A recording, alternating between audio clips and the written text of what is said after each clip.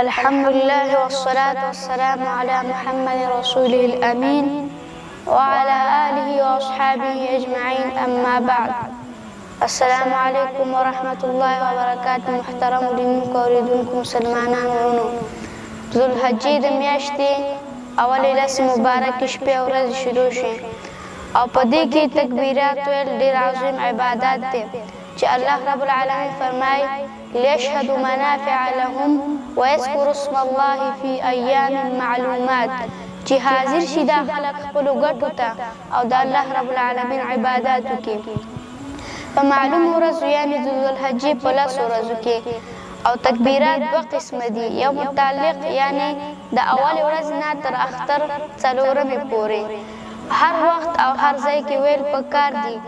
عبدالله بن عمر او ابو هریره رضی الله عنه په بازار کې تکبیرات ویل او خلق به دوی پسې تکرارول. او دویم قسم تکبیرات مقید دي چې د عرفې له سهار څخه شروع کیږي او د اختر څلورمې مازدیګره پورې وي. تکبیراتو کې دا او داسې نور الفاظ برابر تکرارول پکار دي. الله اکبر، الله اکبر، لا اله الا الله، والله اکبر، الله اکبر، ولله الحمد.